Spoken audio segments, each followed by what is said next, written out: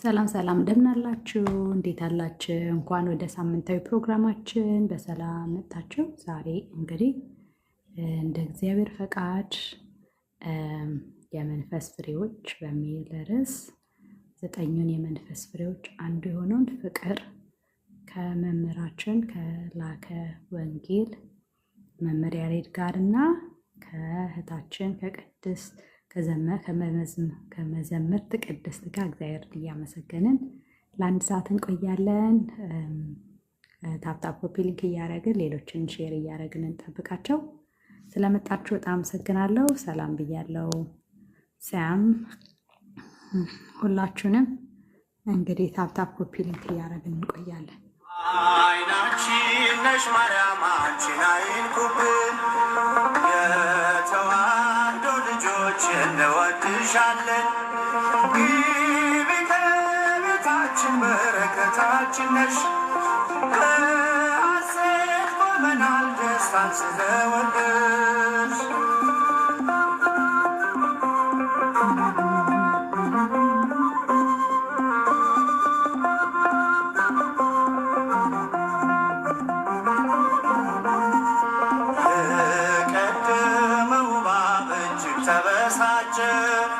በአሸዋ ላይ ቆመ መርዙን እየረጨ፣ ከልጅሽ ምስክር ሊያስቀር ከዘሮችሽ፣ እጅጉን ይተጋል ሊለየን ከጉያሽ። አይናችን ነሽ ማርያም አንቺን አይንኩብን፣ የተዋህዶ ልጆች እንወድሻለን። በረከታችን ነሽ፣ በሐሴት ቆመናል ደስታን ስለወለድሽ።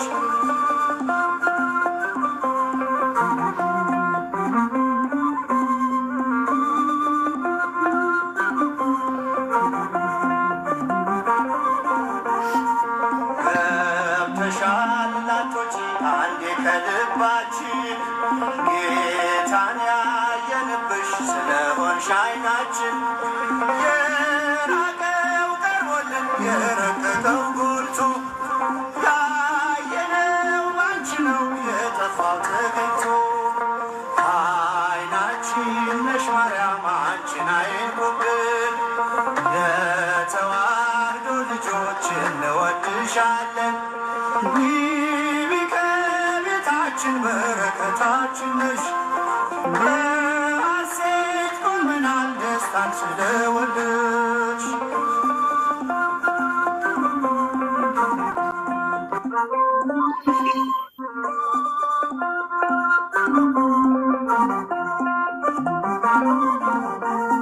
ወይኑን ያፈራሽው የወይን አረግ ድንግል፣ ምግብን የሰጠሽን በቀራንዮ መስቀል፣ ምልክታችን ነሽ የእኛ መታወቂያ፣ የምንተርፍብሽ ከጥፋት ገበያ።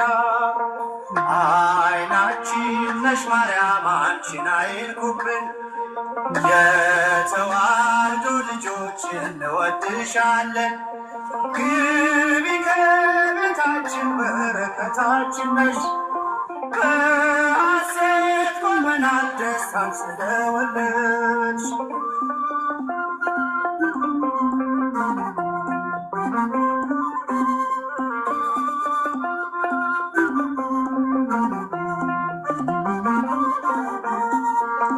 የሕይወት መገኛ የደስታ መፍሰሻ፣ ጸዋሪ ተፍሬ የሐዘናችን መርሻ፣ ግቢ ከቤታችን በረከታችን ነሽ፣ የጎደለ ሁሉ ይሞላል በምልጃሽ።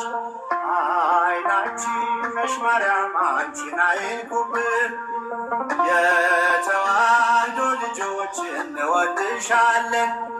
ግቢ ከቤታችን በረከታችን ነሽ፣ በሐሴት ቆመናል ደስታን ስለወለድሽ።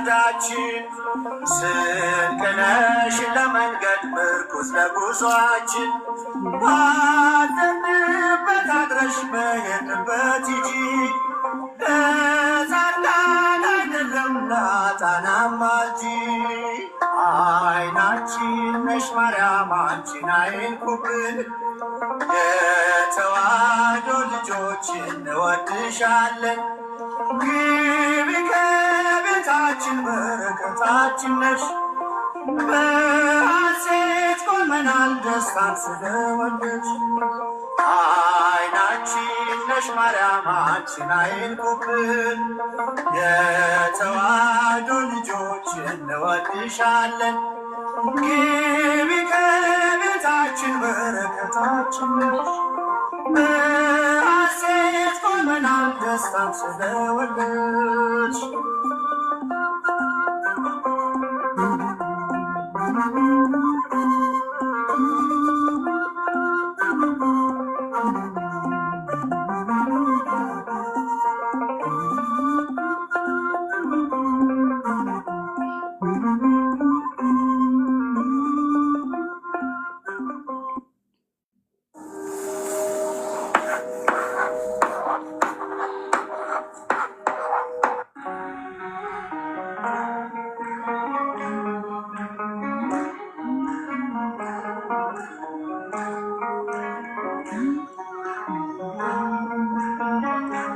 እንኳን ደህና መጣችሁላችሁንም ሰላም ብያችኋለሁ የተዋሕዶ ልጆች። ዛሬ መንፈስ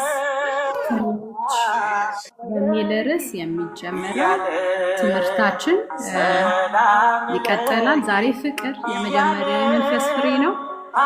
እሱን ከመምህራችን ከላከ ወንጌል ያሬድ ጋር እና ከእህታችን ከመዘምርት ቅድስት ምትኩ ጋር እግዚአብሔርን እያመሰገን እየተማማርን እንቆያለን። ኖትቡካችሁን ይዛችሁ ተዘጋጅታችሁ እንድትጠብቁን እንጠይቃችኋለን ማለት ነው። ሁላችሁንም ሰላም ብያለሁ። እንኳን አደረሳችሁ ብያለሁ። እያለ ሐርና ወርቁን ስታስማማ የገብርኤል ድምፅ ተሰማ የመላኩ ድምፅ ተሰማ የገብርኤል ድምፅ ተሰማ ውሃ ስትቀጂ ክንፉን እያማታ ሊያበስርሽ የመጣው በታላቅ ደስታ ከሞገስሽ ብዛት ሲታጠቅ ሲፈታ አቅርቦልሽ ነበር የክብር ሰላምታ ሰላም ለኪ እያለ ሰላም ለኪ እያለ ሐርና ወርቁን ስታስማማ የገብርኤል ድምፅ ተሰማ። አባታችን ላከፀሐይ አይቼት ነበረ፣ ግን ኢንቪቴሽኑን እየተቀበሉኝ አይደለም፣ ወይም ደግሞ እምቢ እያለ ኔትወርክ መሰለኝ። እንኳን አደረሰዎት ሁላችሁም፣ እንኳን አደረሳችሁ። አባታችን በቅድስት ድንግል ማርያም በዓል የግሸን ሄዳችሁ እንኳን ደስ አላችሁ፣ በረከታችሁ ትድረሰን። የመላኩን ብስራት ሰማችሁ በተራ ሰላም ለኪ እያለ ሰላም ለኪ እያለ ሐርና ወርቁን ስታስማማ የገብርኤል ድምፅ ተሰማ የመላኩ ድምፅ ተሰማ የገብርኤል ድምፅ እጹብ ነው ድንቅ ነው አንቺን የፈጠረ አንቺን በመውደዱ ሰውን አከበረ። ዓለም ይባረካል በማኅፀንሽ ፍሬ ክብርሽን አልዘልቀው ዘርዝሬ ሰላም ለኪ እያለ ሰላም ለኪ እያለ ሐርና ወርቁን ስታስማማ ተሰማ ተሰማ የመላኩ ድምፅ ተሰማ የመላኩ አንቺ የሚወለደው ንዑድ ነው ክቡር የተመሰገነ በሰማይ በምድር ዓለም ይባረካል ዓለም ይባረካል በማኅፀንሽ ፍሬ ክብርሽን አዘልቀው ነግረን ሰላም ለኪ እያለ ለእመቤታችን ሰላም ለኪ እያለ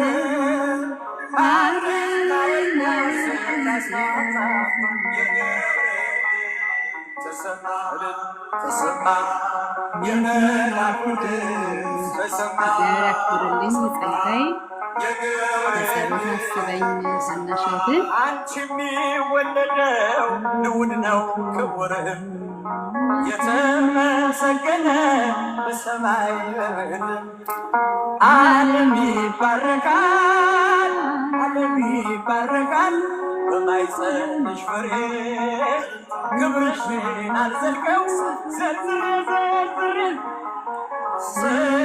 ሰላም ለኪ እያለ ሰላም ለኪ እያለ ሐርና ወርቁን ስታስማማ የገብርኤል ድምፅ ተሰማ ተሰማ የመላኩ ድምፅ ተሰማ የገብርኤል ድምፅ ተሰማ ይደሰታል እንጂ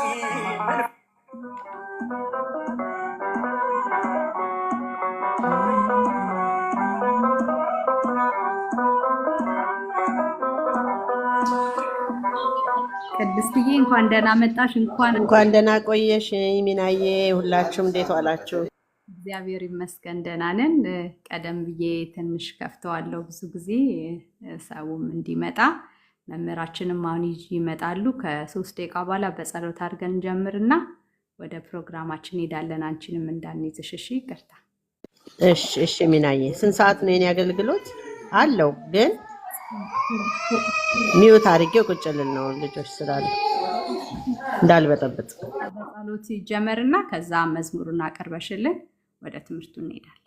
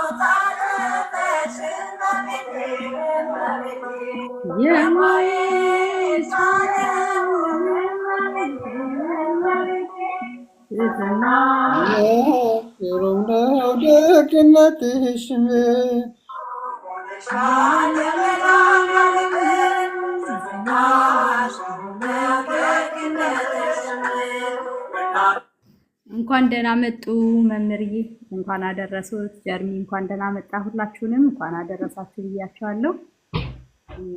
ሰዓታችን ደርሷል። ወደ መዝሙራችን አይ ወደ ትምህርታችን ነው ወንድም አለ። መምህር መጡ እንዴ? መጡ። በሰዓት ወደ መዝሙር ከዚህ በኋላ ከመጸሎት በኋላ መዝሙር ይኖረናል። ለታችን መዘምት ቅድስት አለች መሀላችን። መዝሙሩን ዘምረን ወደ ፕሮግራማችን እንሄዳለን። የመጣችሁ ሰዎች ታፕታፕ ኮፒ ሊንክ ማድረግ አትርሱ። ክሊክ አድርጋችሁ ስሜን እዚህ ፎቶ ላይ ጫን ብላችሁ ሴንድ ማድረግ ብቻ ነው የሚጠበቅባችሁ። ያው ቲክታክ ይሄንን ይፈልጋል። እንግዲህ ዛሬ በዓል ስለሆነ ተዳክመንም ወይም ቅዳሴ የሚሄዱ ልጆች ሊኖሩ ይችላሉ። ለማንኛውም እንቀጥላለን ማለት ነው። መምህርዬ እንኳን ደህና መጡ። መምህር እንኳን ደህና መጡ። እንኳን ደህና ጠበቃችሁኝ። እንኳን አደረሳችሁ። ሚና ቅድስት እንዴት ነሽ? ደህና ነሽ? እንኳን አደረሰሽ ለአዲሱ ዓመትም ለመስቀልም ለእመቤታችንም በዓል ሁላችሁንም እንኳን አደረሳችሁ። እንኳን አብሮ አደረሰን። እንኳን አብሮ አደረሰን። አሜን።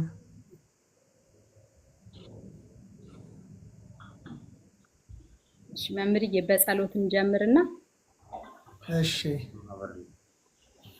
እሺ ለጸሎት እንነሳ። ጸሎት አድርጊ ልጄ። ዲናችንን እንሰብስብ። አንጻረ ገጻችንን በስመ ሥላሴ እናማትብ። በስመ አብ ወወልድ ወመንፈስ ቅዱስ አህዱ አምላክ አሜን። በስመ አብ ወወልድ ወመንፈስ ቅዱስ አህዱ አምላክ አሜን። በስመ አብ ወወልድ ወመንፈስ ቅዱስ አህዱ አምላክ አሜን።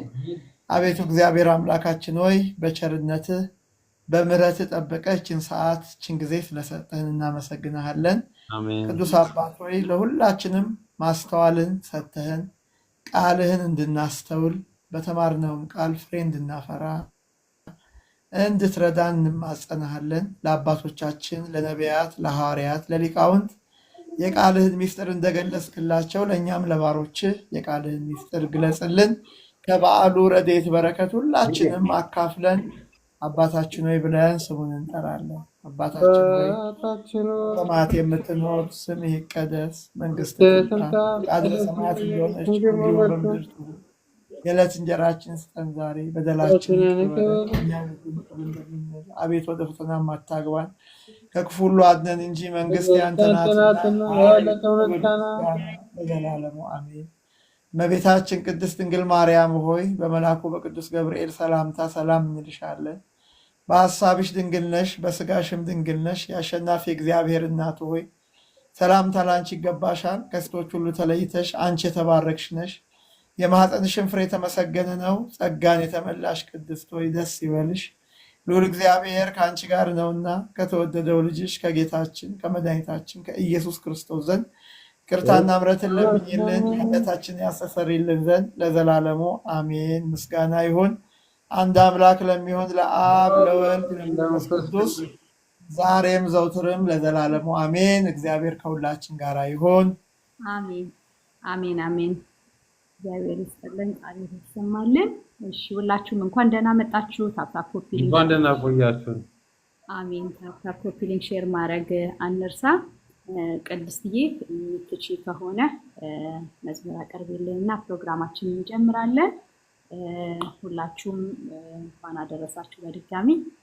ቅድስቴ ከቻለች ትዘምርልንና ወደ ወንጌል መራችን ጋር ከይቅርታ ጋር እኔ አንድ መዝሙር ባቀርብ ደስ ይለኛል። መስጋብዙኝ የመጀመሪያው። እሺ አቅርብሽ።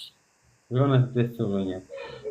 ማነው መውደድ ነው ማነው ሽሮ ሜዳ አካባቢ አካሄደ በጣም ነው በቃ ማለት ዛሬ ሁሉ ነገርና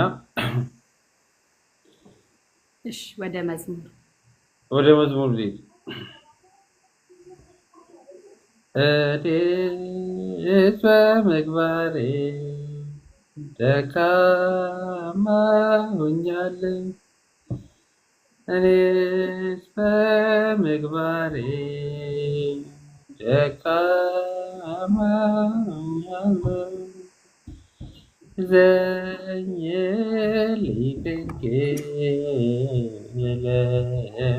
ለምንሻለሁ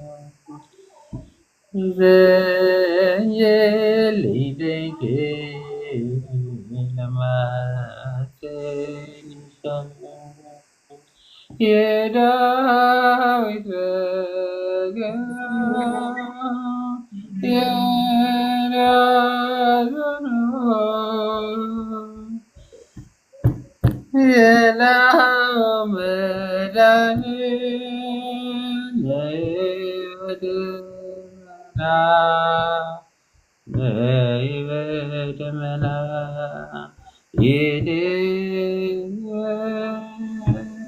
ይግባሬ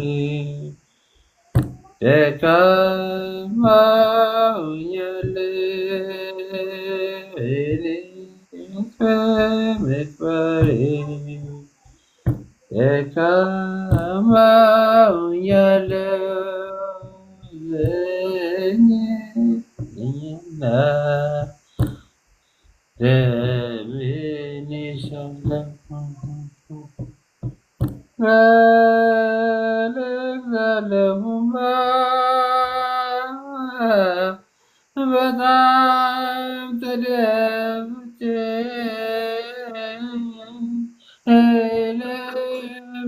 እለምንሻለሁ በደሌን አውቄ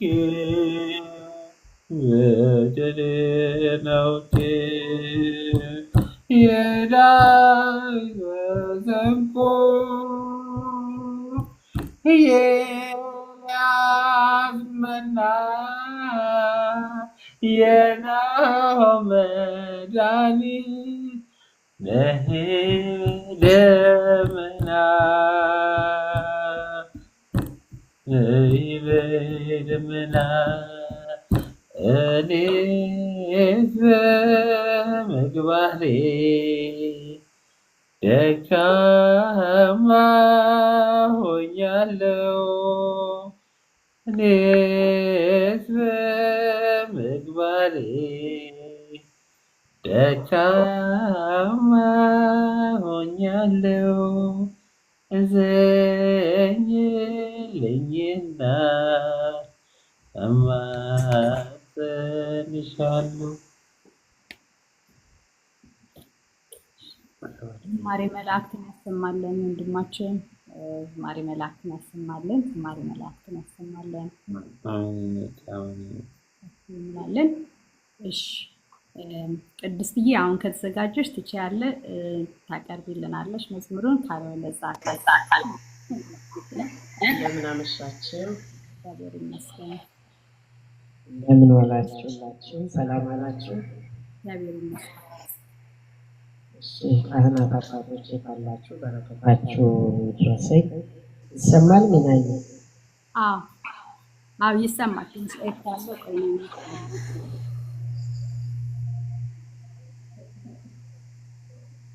እሺ በደመናት ግሩም ነው፣ በሰማያት ምስጉን ነው፣ በመላእክት ስብሖ ነው፣ በቅዱሳን ድንቅ ነው እያልን እንዘምራለን። መምህር ያሬድ ሐዋሳው ነው አይደል? ያሬድ እንደምን አለ ያሬድ? ደህና ነህ? ደህና ነኝ። ቅድስት ሰላም ነሽ ወይ? ቅድም ሰላም ስልሽ አልሰማሽም? አልሰማሁም። ልጆች እንኳን ያደረሳችሁ። ቤተሰቡ ሁሉ ሰላም ነው ወይ? ሰላም እንኳን አብራ ደረሰን ሁላችንንም።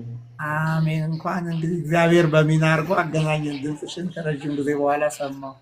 በጣም ይሰማለሁ አንዳንዴ አንተን፣ ግን እንደዚህ አንድ ላይ የገበት ስለማናቅ ነው። እሺ አብረን እንዘምራለን። በደመናት ግሩም ነው፣ በሰማያት ምስጉን ነው፣ በመላእክት ስብሖ ነው፣ በቅዱሳን ድንቅ ነው። በደመናት ግሩም ነው፣ በሰማያት ምስጉን ነው፣ በመላእክት ስብሖ ነው፣ በቅዱሳን ድንቅ ነው። በሳት ሰርቷል ዙፋኑን በረድ አርጓል መቃኑን ተስማምተዋል ሁለቱ ጥበበኛ ነው ብርቱ ኪሩብ መልአክ ዙፋኑ ሱራፌል ካህኑ ይሰግዳሉ በፊቱ ዘላለም ነው መንግስቱ የደመናት ግሩም ነው በሰማያት ምስጉን ነው መላእክት ስቡ ነው በቅዱሳን ድንቅ ነው በደመናት ግሩም ነው በሰማያት ምስጉን ነው መላእክት ስቡ ነው በቅዱሳን ድንቅ ነው ምድርን ያያል ከላይ ይሸበራል ቀላይ ይገሰጻል ሞገድ በስልጣኑ ሲወርድ መባረክቱ ሲወጡ ሰማያትን ሲገልጡ ይገለጣል ግርማው በአርያም ያለው ደመናት ግሩም ነው በሰማያት ምስጉን ነው መላእክት ስቡ ነው በቅዱሳን ድንቅ ነው ደመናት ግሩም ነው በሰማያት ምስጉን ነው መላእክት ስቡ ነው በቅዱሳን ድንቅ ነው ሰማይ የእርሱ መንበር መረገጫው ምድር ከላይ ሆኖ ያበራል በታች ድንቅን ይሰራል የማይደክም ገባሬ ለዘላለም ነዋሪ ያለ ስስት ይሰጣል ለሰው ቀንን ያወጣል ደመናት ግሩም ነው በሰማያት ምስጉን ነው በመላእክት ስቡ ነው በቅዱሳን ድንቅ ነው ቅኔ ከአፌ ፈሰሰ ያንቺን ስም እያወደሰ ማርያም ማርያም እያልኩኝ ሰልፉን በድል አለፍኩኝ ቅኔ ከአፌ ፈሰሰ ያንቺን ስም እያወደሰ ማርያም ማርያም እያልኩኝ ሰልፉን በድል አለፍኩኝ ሕይወት በሞት ተደብድቦ ሥጋ በነፍስ የተሾሞ ጠላት በሴራው ሳይጥለኝ ድንግል ምልጃሽ ነው ያዳነኝ ቅኔ ከአፌ ፈሰሰ ያንቺን ስም እያወደሰ ማርያም ማርያም እያልኩኝ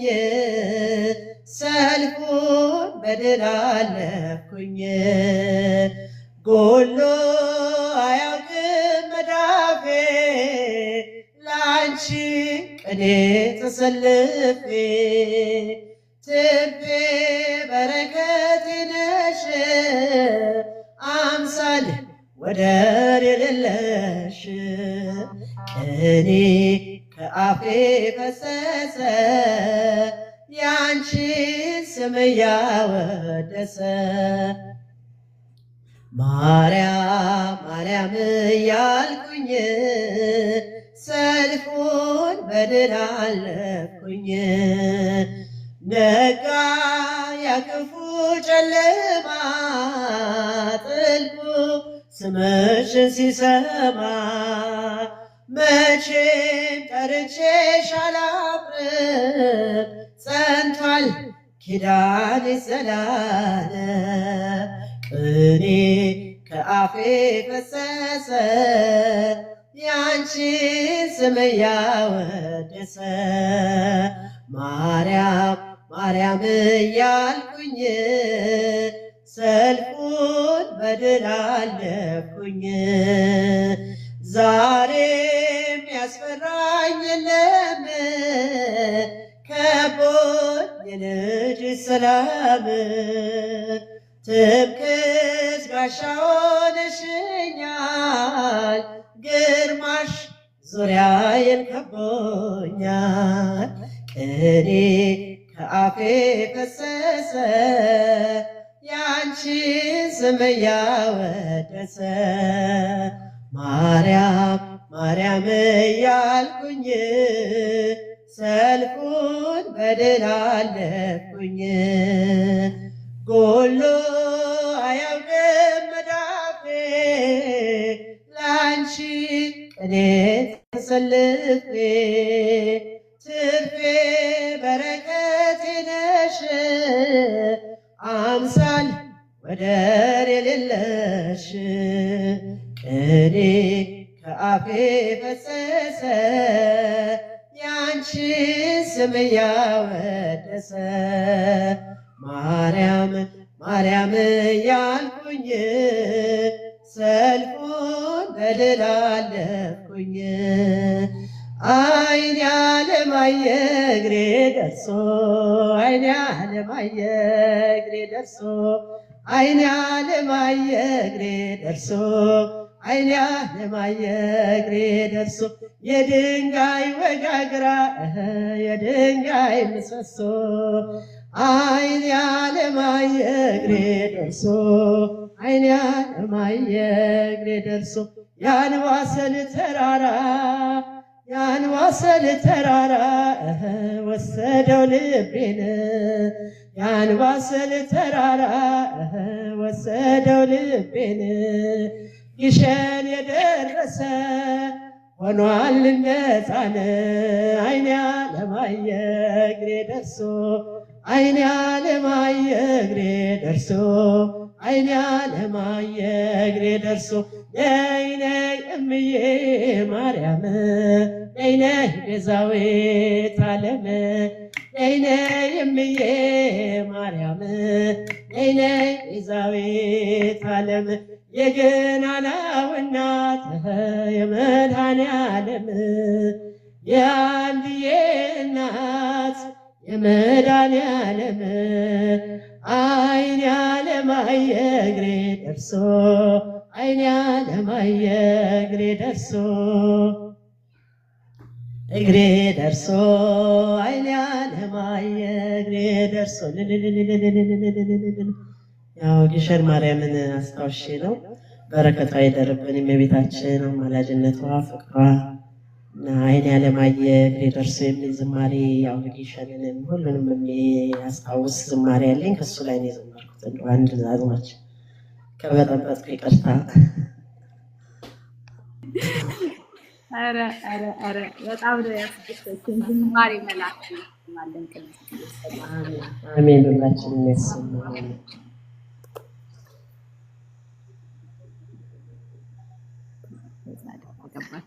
ይሰማል? አዎ ይሰማል።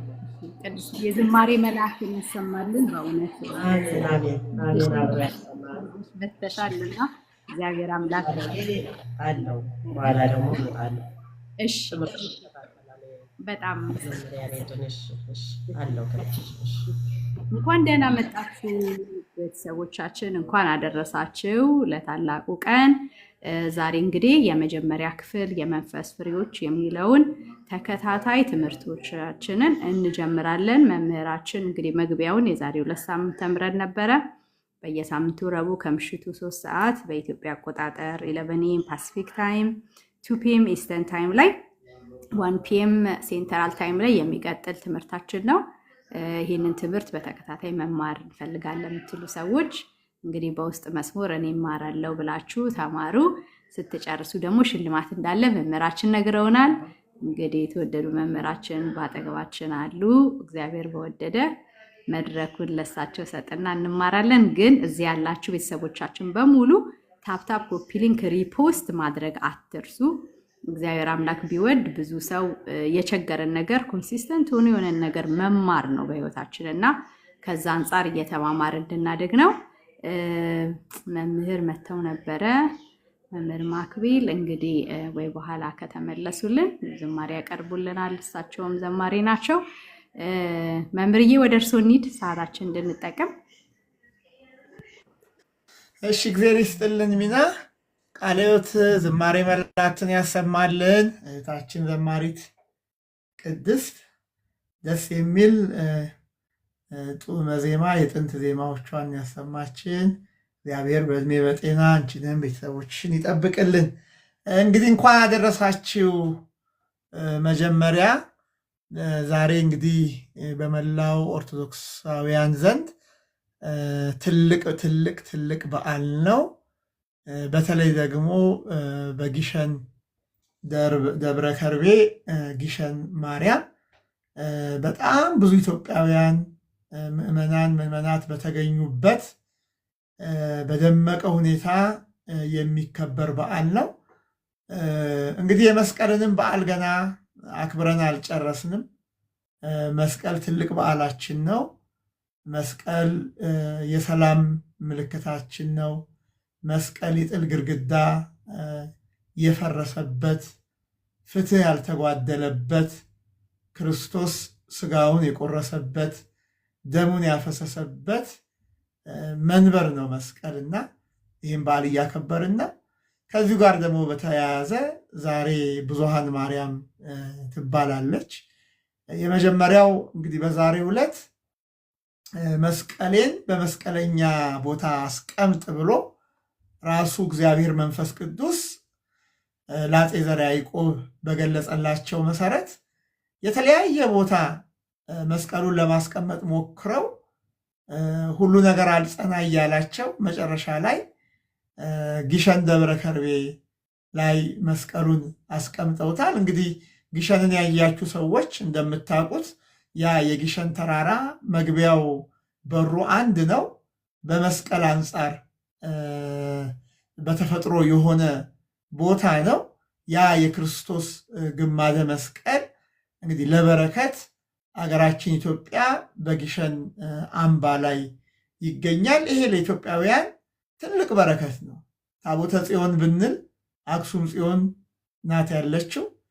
የክርስቶስ ግማደ መስቀል ደግሞ በጊሸን ይገኛል። ይሄ ለኢትዮጵያ ትልቅ በረከት ነው። ከዛም በተጨማሪ ደግሞ እንግዲህ ብዙኃን ማርያም ሲባልም ሰምተናል። የመጀመሪያው የኒቅያ ጉባኤ የተደረገበት አርዮስ የሐሰት ትምህርቱ የፈረሰበት ዕለት ጭምር ነው። እንግዲህ ብዙኃን የተባለው ሰልስቱ ምዕት የምንላቸው 318 ሊቃውንት አርዮስ ወልድ ፍጡር ነው ብሎ የሐሰት ትምህርት ከአብና ከመንፈስ ቅዱስ ጋር እኩል አይደለም፣ በጊዜም አብ ይቀድመዋል እያለ ይህ መጽሐፍ ቅዱሳዊ የሆነ ትምህርት ክርስቶስን ከባህሪ አምላክነት አሳንሶ ቢያስተምር እንግዲህ እነዚህ አባቶች እንደ አንድ ቃል ተናጋሪ ሆነው የአርዮስን ትምህርት ያወገዙበት ነው። በጉባኤው ላይ የተሳተፉ ከ2000 በላይ የሆኑ ጳጳሳት የቤተክርስቲያን መሪዎች ናቸው። ነገር ግን ቃላቸው አንድ ሆኖ የተገኙ 318ቱ ሊቃውንት ናቸው። ኢየሱስ ክርስቶስ ከአብና ከመንፈስ ቅዱስ ጋር እኩል መሆኑን በሕልውና በመፍጠር በባህሪ በፈጣሪነት በፈቃድ አንድ መሆኑን እግዚአብሔር መሆኑን የብሉይም የአዲስ ኪዳንም ጥቅስ ጠቅሰው አርዮስን የረቱበት የክርስቶስን የባህሪ አምላክነት ያሳዩበት ዕለትም ጭምር ነውና መስቀሉ በጊሸን ደብረ ከርቤ የተቀመጠበት ቀን ነው። 318 ሊቃውንት የተሰበሰቡበት ስለሆነ ነው ብዙኃን ማርያም የሚባለው። እንግዲህ ትልቅ ትልቅ በዓል ነው። እግዚአብሔር አምላካችን እዚሽ ቀን ስላደረሰን እችን ቀን ስላሳየን ስሙ የተመሰገነ ይሁን። የበዓሉ ረድኤት በረከት ከሁላችን ጋር ይሁን፣ ብዙዎች የሚናፍቁት ስለሆነ። ወደ ርዕሳችን ስንገባ ባለፈው 2 ሳምንት እንደምታስታውሱት የመንፈስ ቅዱስ ፍሬ በሚል ነው መማር የጀመርነው። መነሻ የሆነን የቅዱስ ጳውሎስ መልእክት ወደ ገላትያ ሰዎች ምዕራፍ 6 ከቁጥር 22 ላይ ያለው ቃል ነው። የቅዱስ ጳውሎስ መልእክት ወደ ገላትያ ምዕራፍ 5 ቁጥር 22 ነው። እንግዲህ ባለፈው እንደምታስታውሱት ቅዱስ ጳውሎስ ለገላትያ ሰዎች ይህን መልእክት የጻፈበትን ምክንያት፣ መቼ እንደጻፈ፣ የት ሆኖ እንደጻፈው፣ ይህን መልእክት ለገላትያ ክርስቲያኖች ማን እንዳደረሰ የመሳሰሉትን መግቢያ ወይም ኢንትሮዳክሽን የሚመስል ነገሮች ተነጋግረናል። የመንፈስ ቅዱስ ፍሬ ስንልም ምን ማለት ነው፣ ክርስቲያን እንዴት ማፍራት አለበት በሚለው ነው የመጀመሪያውን ክፍል የተነጋገርነው። ዛሬ ጌታ ካስተማራቸው ቅዱስ ጳውሎስ ከጻፋቸው ከ9 የመንፈስ ቅዱስ ፍሬዎች መካከል አንዱን እንነጋገራለን። ቀዳሚውን እንነጋገራለን። ከሁሉ የሚበልጠውን እንነጋገራለን። ይኸውም ፍቅር ነው። ገላትያ 5:22 ላይ የመንፈስ ፍሬ ግን ይልና የሚጀምረው በፍቅር ነው። ይቀጥልና ደስታ ይላል። በ3ኛ ደረጃ ሰላም፣ በ4ኛ ደረጃ ትዕግስት፣ በ5ኛ ደረጃ ቸርነት፣ በ6ኛ ደረጃ በጎነት፣ በ7ኛ ደረጃ እምነት፣ በ8ኛ ደረጃ የዋህት፣ በመጨረሻም 9ኛው ራስን መግዛት ይላል። ስለዚህ የነገር ሁሉ ቁንጮ፣ የሁሉ ነገር በክርስትና ውስጥ መሰረት ፍቅር ነውና ሐዋርያው ፍቅርን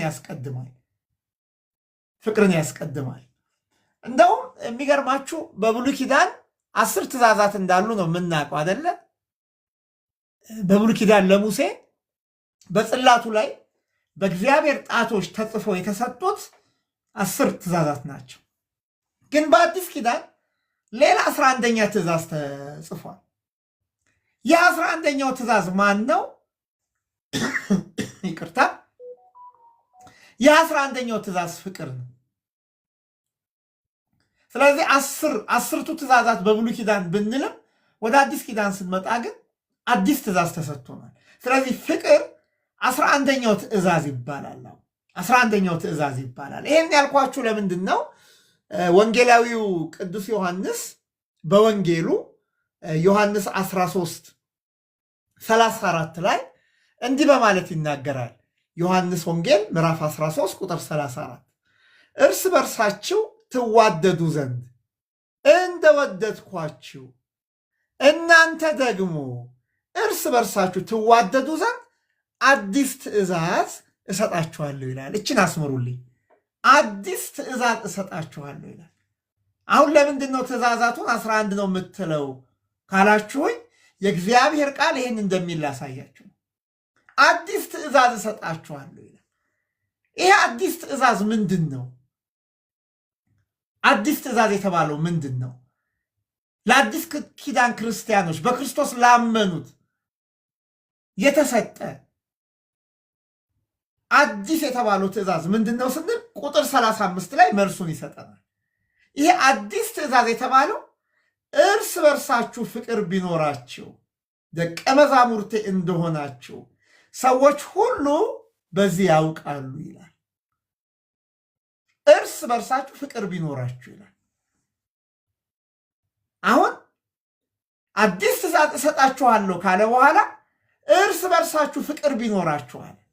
ስለዚህ ጌታችን ኢየሱስ ክርስቶስ በአዲስ ኪዳን ላለን ክርስቲያኖች የሰጠን ተጨማሪ ትእዛዝ 11ኛው ትእዛዝ አዲሱ ትእዛዝ ፍቅር ነው። ሲጀምርም ወንጌላዊው ምንድን ነው የሚለው? ቅዱስ ዮሐንስ እርስ በርሳችሁ ትዋደዱ ዘንድ እንደወደድኳችሁ ክርስቶስ እኛን እንደወደደን እናንተ ደግሞ እርስ በርሳችሁ ትዋደዱ ዘንድ ትፋቀሩ ዘንድ አዲስ ትእዛዝ እሰጣችኋለሁ። ስለዚህ ፍቅር አዲስ ትእዛዝ፣ ፍቅር ለዚህ ዓለም እንግዳ የሆነ ትእዛዝ ነው። ይሄ ፍቅር የሚለው ቃል ዓለማውያንም ሊጠቀሙበት ይችላሉ። በተለያየ መንገድ ሊገለጽ ይችላል። አሁን እኔ እያስተማርኳችሁ ያለሁት ፍቅር ግን ለዓለም እንግዳ ፍቅር ነው። ድንገት አንዳንዶች ፍቅር ምንድን ነው እንግዳ የሚያደርገው ትሉ ይሆናል። አዎ መለኮታዊ ፍቅር እንግዳ ፍቅር ነው። ይሄ ዓለም የማያውቀው ፍቅር ነው። አዲስ ትእዛዝ ነው። ቃሉን ይሄን የሚለው አዲስ ትእዛዝ እሰጣችኋለሁ ነው የሚለው። ትእዛዙ አዲስ ነው። ይሄ ፍቅር እንግዳ ነው። አንደኛ ዮሐንስ ምዕራፍ 3 ቁጥር 1 ላይ ስለዚህ መለኮታዊ ፍቅር ልንገራችሁ። አንደኛ ዮሐንስ ምዕራፍ 3 ቁጥር 1 እንዲህ ይላል፣ የእግዚአብሔር ልጆች ተብለን ልንጠራ አብ እንዴት ያለውን ፍቅር እንደሰጠን እዩ፣ እንዲሁም ነን ይላል። አስተውላችኋል?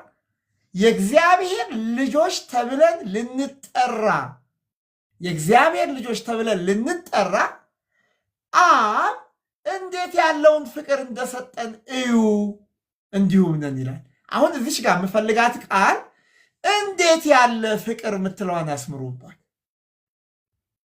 መጽሐፍ ቅዱስ እያነበባችሁ የምትከታተሉኝ እችን ቃል አስምሩባት። እንዴት ያለውን ፍቅር። ቅድም አዲስ ትእዛዝ እሰጣችኋለሁ ነው። በጣም መሰረታዊ፣ ከእያንዳንዱ ጥቅስ ውስጥ መሰረታዊ የሆነውን የዛን የእግዚአብሔር ቃል ሐሳብ ነው እየነገርኳችሁ ያለው። አዲስ ትእዛዝ እሰጣችኋለሁ ነው። አሁን ደግሞ አንደኛ ዮሐንስ ምዕራፍ 3 ቁጥር 1 ላይ አብ እንዴት ያለውን ፍቅር እንደሰጠን እዩ ይላል።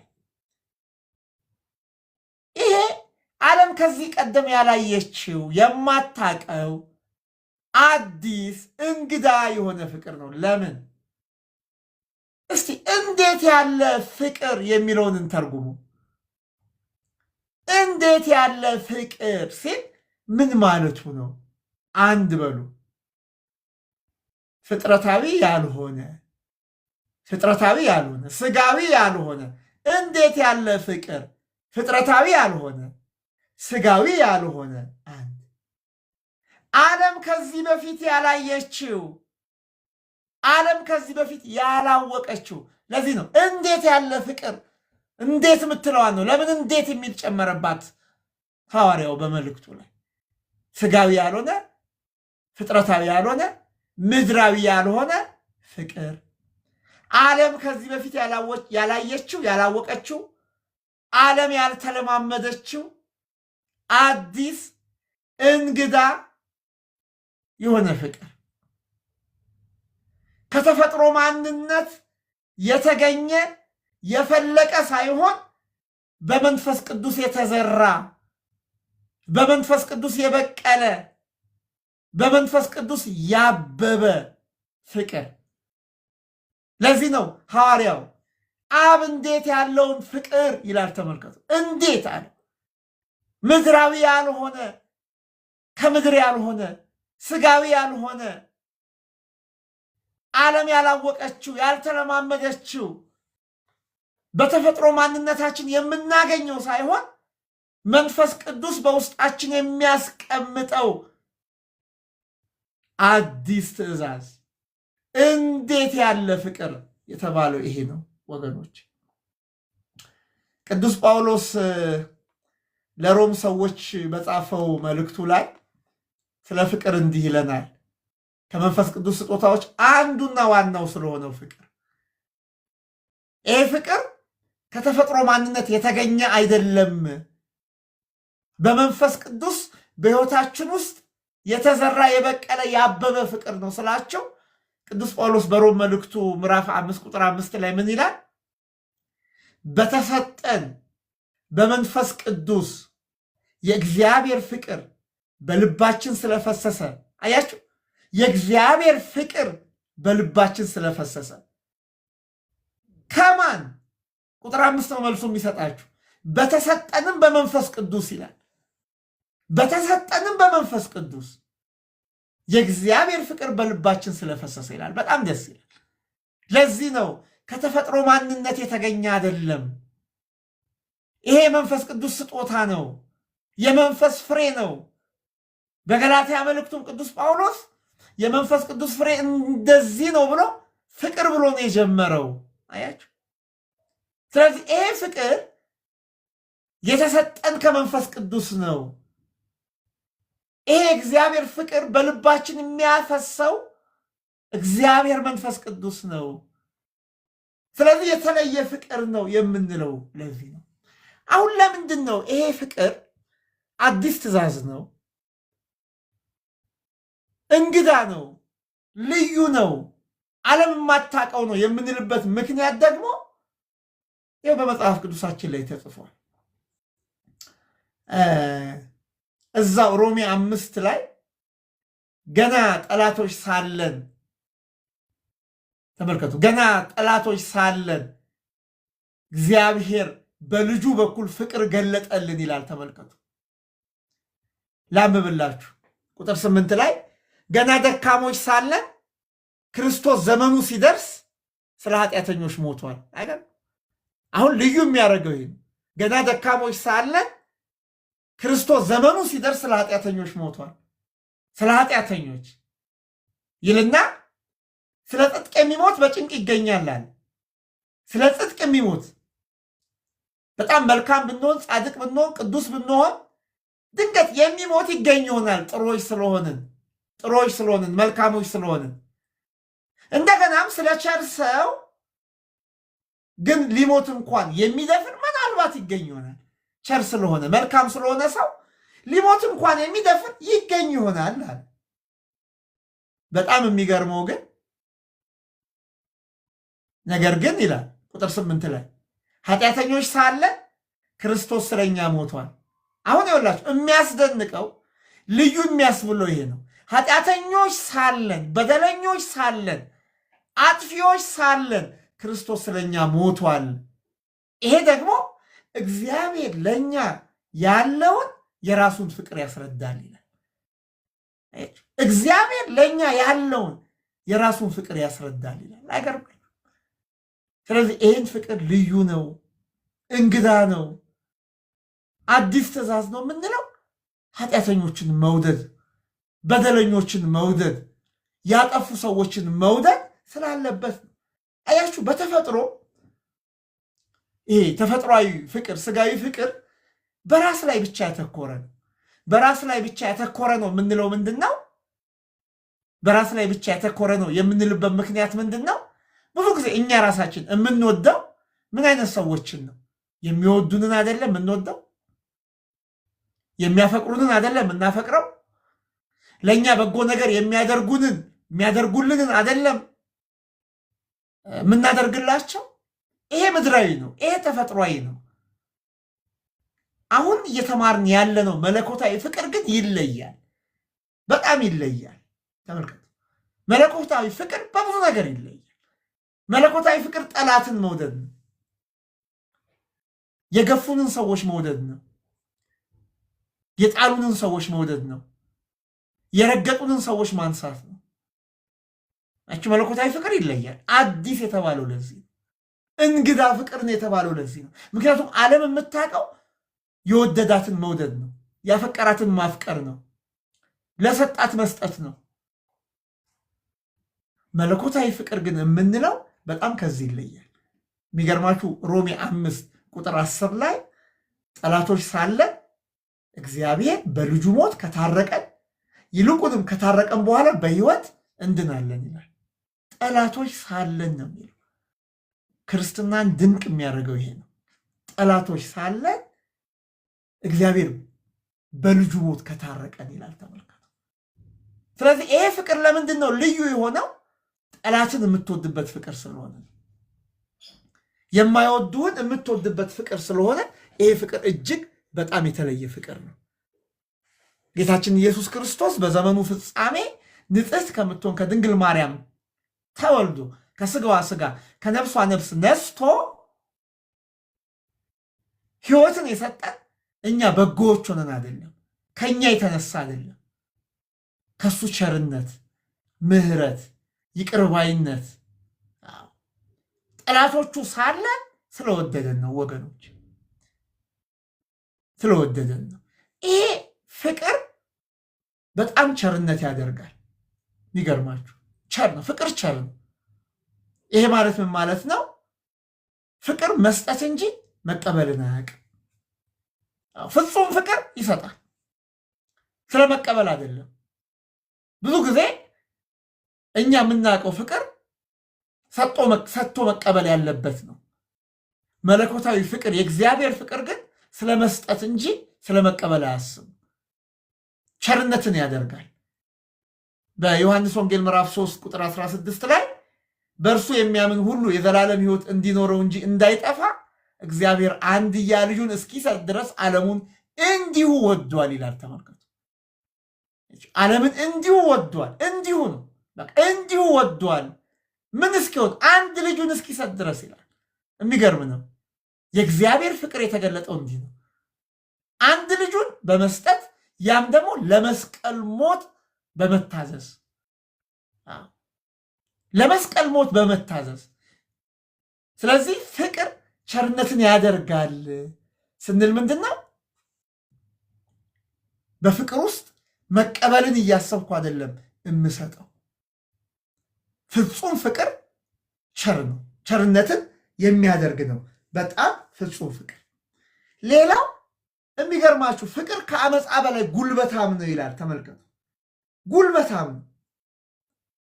ፍቅር ጉልበት አለው። ፍቅር ኃይል አለው። ፍቅር ያሸንፋል። ቅዱስ ጳውሎስ በቆሮንቶስ መልእክቱ እኮ እምነት፣ ተስፋ፣ ፍቅር እነዚህ ሶስቱ ጸንተው ይኖራሉ ካለ በኋላ ከሁሉም ግን ማን ይበልጣል አለ? ፍቅር ይበልጣል አለ። ተመልከቱ፣ ሶስቱ ጸንተው ይኖራሉ፣ ጸንተው ይኖራሉ፣ ግን ፍቅር ከሁሉም ይበልጣል። ስለዚህ ይሄ አዲስ ትእዛዝ እንግዳ ትእዛዝ ነው። ለምን?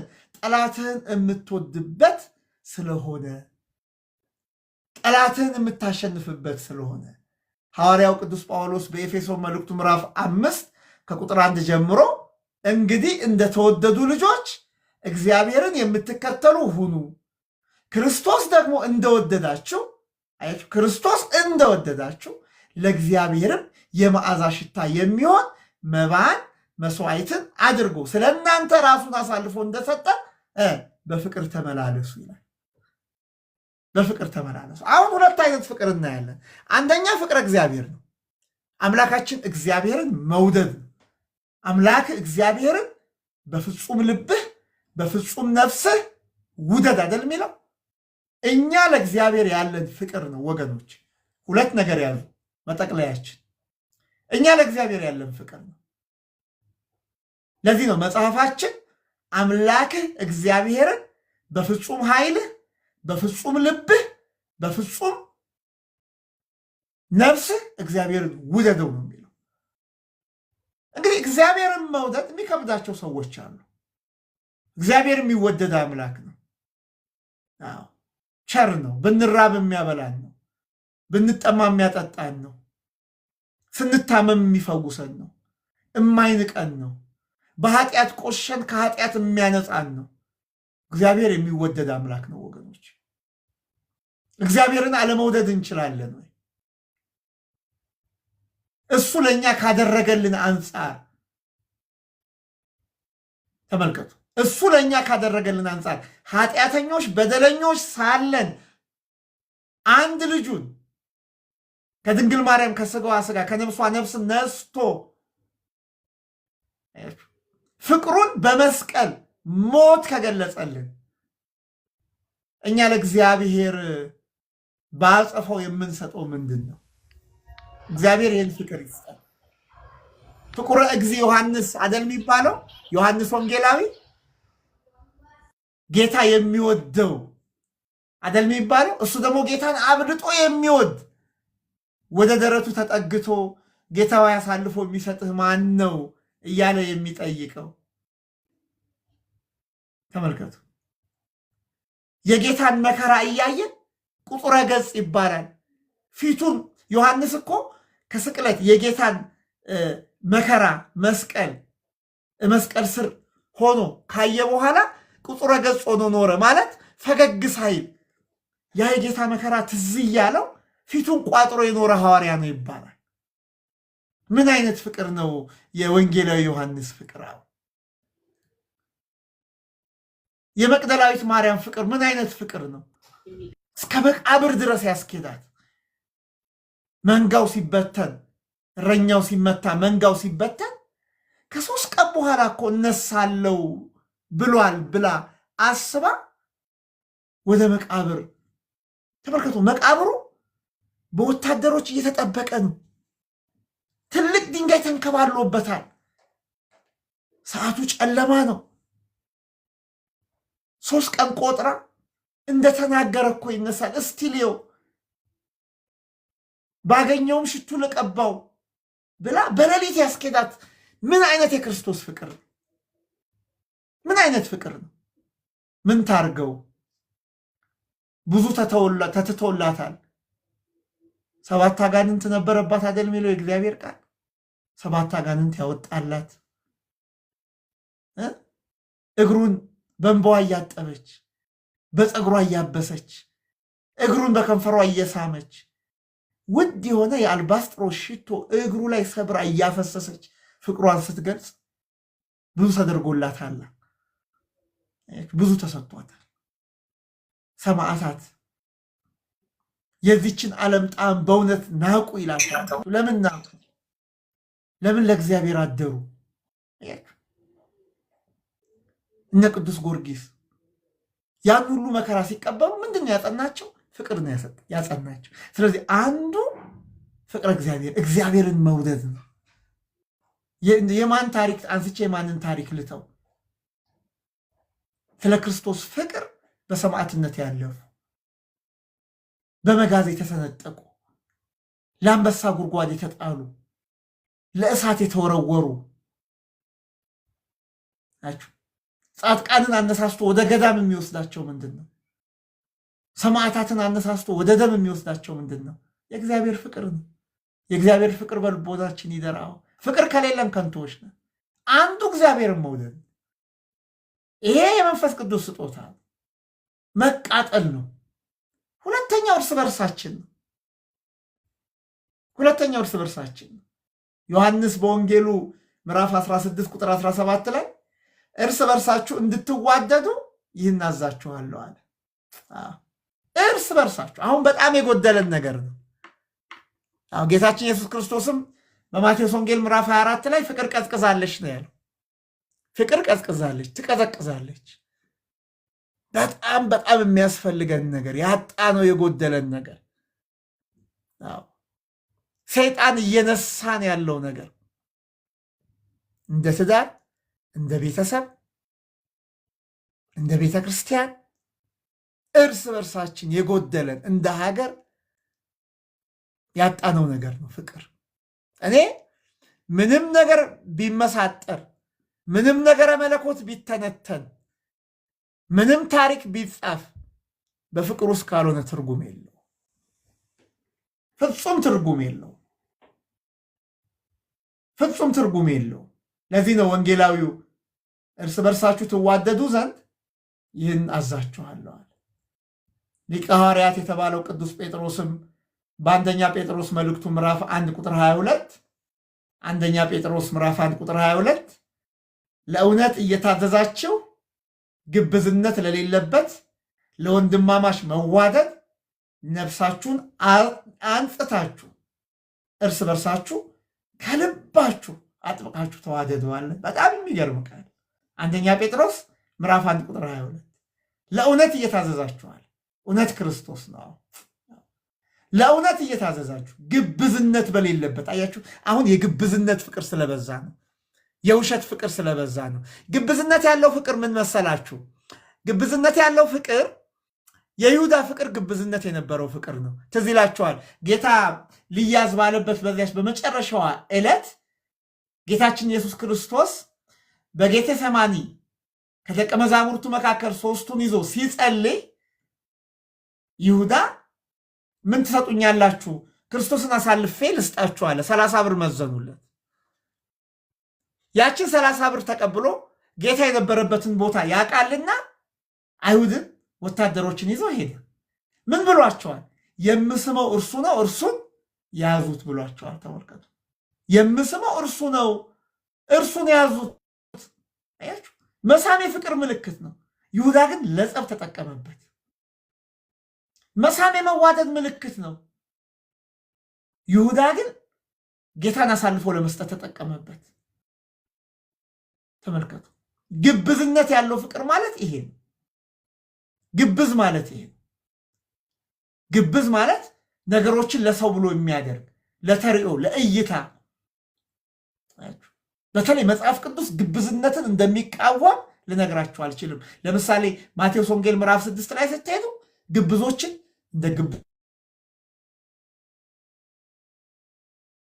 ግብዞች አትጹሙ፣ እንደ ግብዞች አትጸልዩ፣ እንደ ግብዞች አትጹሙ፣ እነሱ በሰው ለመታየት ብሎ ያደርጉታል፣ ዋጋቸውን በምድር ተቀብለዋል። ግብዝነትን በጣም መጽሐፍ ቅዱስ ይቃወማል። አሁን ደግሞ ቅዱስ ጴጥሮስ ግብዝነት በሌለበት፣ ይሄ ማስመሰል በሌለበት ውሸት፣ አያችሁ፣ ከፊት ለፊት እየሳቡ ከጀርባ የሚነክሱ፣ ይሄ የሚገርማችሁ የይሁዳ ጸባይ ብቻ አይደለም፣ ሄሮድሳዊ ጸባይ። ሄሮድስ ጌታችን ኢየሱስ ክርስቶስ በቤተልሔም ተወልዶ 70 ሰገል ሊሰግዱለት ሲመጡ ሄሮድስ ምን ነበር ያለው? 70 ሰገልን ጠራና ሕፃኑን ካገኛችሁት ተመልሳችሁ መታችሁ ለእኔ ንገሩኝ፣ እኔም እሰግድለታለሁ አለ። እንደውም ሲተረጎም እሰግድለታለሁ ማለቱ እገለዋለሁ ማለቱ። አሁን ሄሮድስ ሊሰግድለት ነበር። ግብዝነት እንደ ሄሮድስ ነው። ሊገለው እየፈለገ ሕፃኑን እያሳደደ ግን ልስገድለት ንገሩኝ አላቸው።